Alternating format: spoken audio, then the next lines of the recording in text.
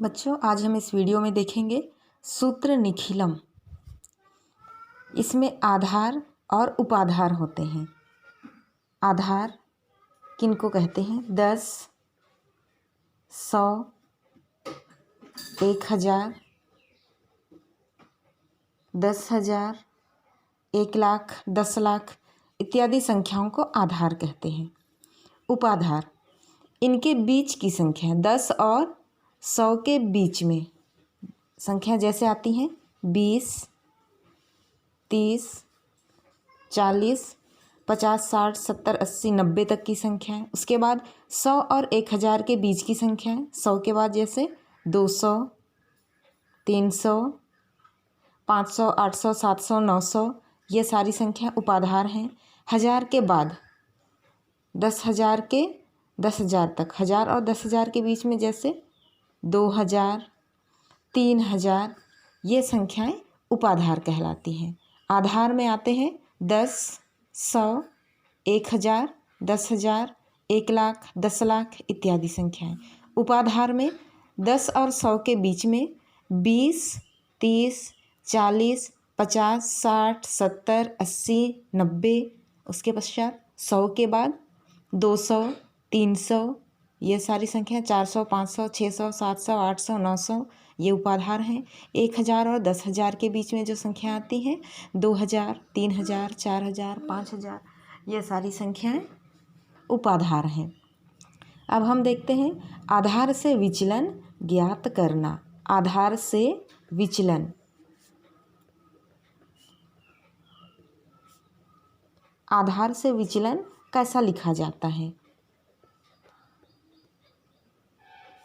संख्या लिखते हैं, उसके बाद लिखते हैं आधार, उसके बाद लिखते हैं विचलन।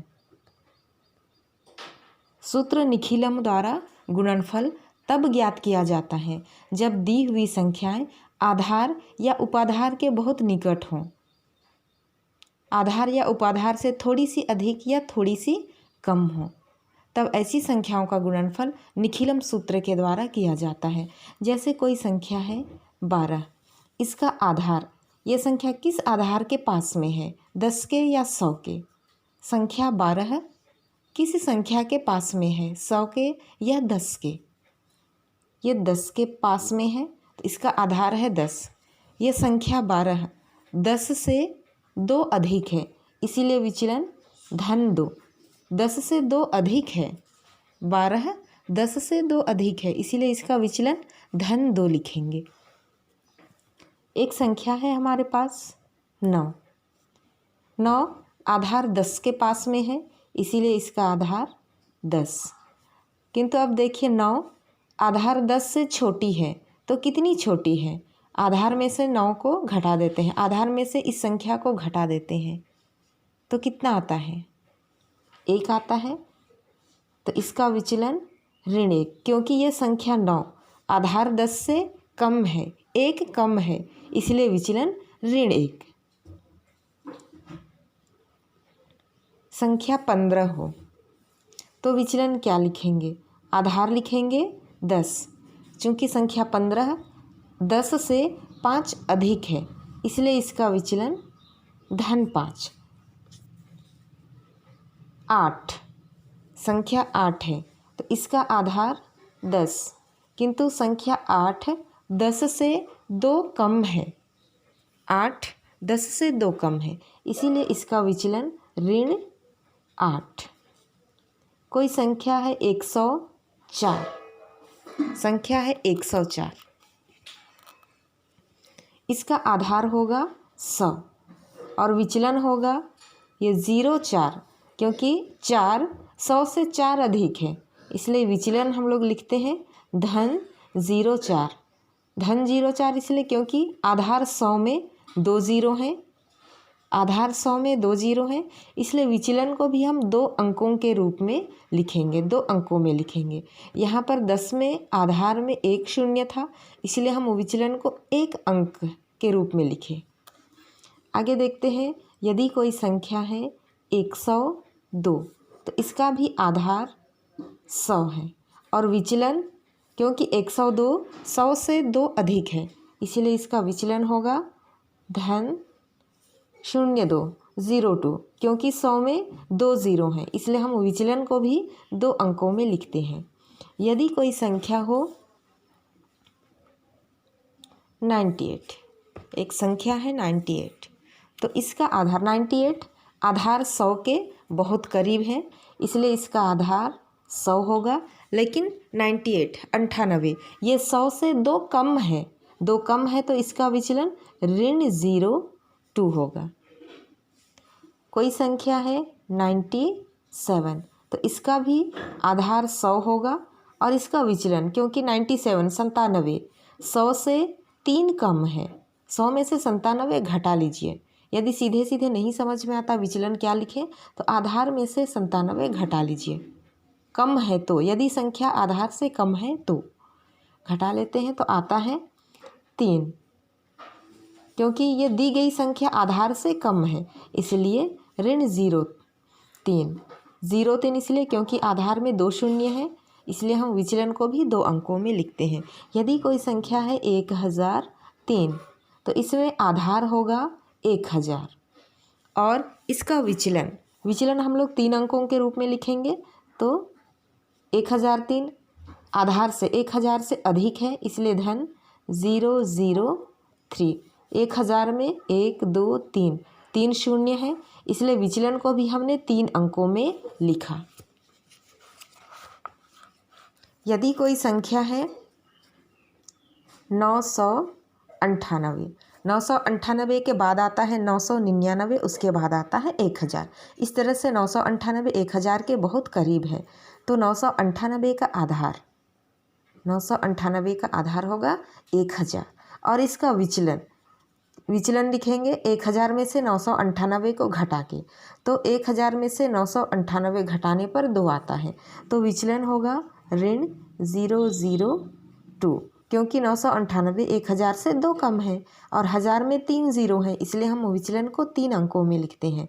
क्योंकि 998 कम है आधार से इसलिए चिन्ह ऋण लगाते हैं, तो इसका विचलन होता है -0.02।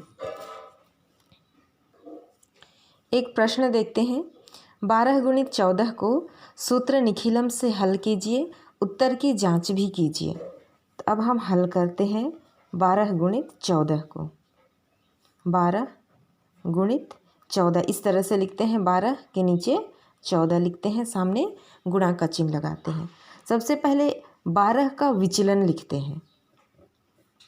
12 का विचलन धन 2 और 14 का विचलन धन 4।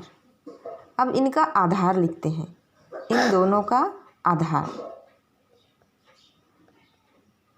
आधार है 10, दोनों के लिए आधार है 10। इसका विचलन है धन 2 और 14 का विचलन है धन 4। हम देखते हैं 12 व 14 का आधार 10 है, आधार हमने लिखा 10। 12 का विचलन धन 2, हम 12 के बाजू में भी उसका विचलन लिख देते हैं धन 2। 14 का विचलन है धन 4, तो 14 के बाजू में लिख देते हैं विचलन उसका धन 4। गुणनफल के उत्तर के 2 भाग होंगे, दायां भाग और बायां भाग। उत्तर का दायां भाग पहले लिखते हैं। उत्तर का दायां भाग बराबर होता है दोनों विचलनों का गुणा, दोनों विचलनों का गुणनफल। विचलन 2 और विचलन 4 का गुणनफल 2 चौके 8, 2 चौके 8। ये है उत्तर का दायां भाग। यहाँ पर उत्तर के दाएं भाग में हमें उतने ही अंक लिखने होते हैं जितने आधार में शून्य होते हैं। यहाँ आधार में शून्य 1 है, तो विचलनों के गुणनफल में से हमें उतने ही अंक यहाँ लिखने पड़े। आधार में 1 शून्य है तो उत्तर का दायां भाग 1 अंक का होगा। अब देखते हैं आगे उत्तर का बायां भाग। उत्तर का दायां भाग बराबर होता है पहली संख्या धन दूसरा विचलन, या तो दूसरी संख्या धन पहला विचलन। उत्तर का दायां भाग लिखने के लिए सूत्र है हमारे पास, पहली संख्या धन दूसरा विचलन, या तो दूसरी संख्या धन पहला विचलन। या तो ऐसे जोड़ेंगे या तो इन दोनों को जोड़ सकते हैं, दोनों में से किसी को भी जोड़ सकते हैं। हम 12 और 4 को जोड़ते हैं, पहली संख्या और दूसरा विचलन, ये पहली संख्या दूसरी संख्या, ये पहला विचलन दूसरा विचलन, तो पहली संख्या के साथ दूसरा विचलन को जोड़ना है, तो 12 और 4 आता है 16। या तो दूसरी संख्या को पहले विचलन के साथ जोड़ सकते हैं, दूसरी संख्या धन पहला विचलन, 14 और 2 भी 16 ही होता है, तो ऐसे जोड़ें या तो ऐसे, दोनों में से किसी एक तरह से जोड़ सकते हैं। तो उत्तर आता है 168। अब उत्तर की जांच करते हैं बीजांक विधि से। उत्तर की जांच के लिए सूत्र है उत्तर का बीजांक बराबर पहली संख्या का बीजांक गुणित दूसरी संख्या का बीजांक। तो उत्तर का बीजांक, उत्तर है हमारा 168। 168 देख लीजिए, उत्तर है 168। 168 का बीजांक ज्ञात करने के लिए इसके तीनों अंकों को जोड़ते हैं, 1 और 6 7, 7 और 8 15। तो 168 का बीजांक, उत्तर का बीजांक है 15। 15 के दोनों अंकों को फिर से जोड़ते हैं, 5 और 1 6 बराबर पहली संख्या का बीजांक, पहली संख्या है 12, 12 के दोनों अंकों को जोड़ने पर आता है 3 गुणित दूसरी संख्या का बीजांक, दूसरी संख्या है 14, 14 के दोनों अंकों को जोड़ने पर आता है 5 6 बराबर इन दोनों का गुणनफल करते हैं क्योंकि दोनों के बीच में गुणा चिन्ह है, 3 पंचे 15। फिर से 15 का बीजांक ज्ञात करते हैं,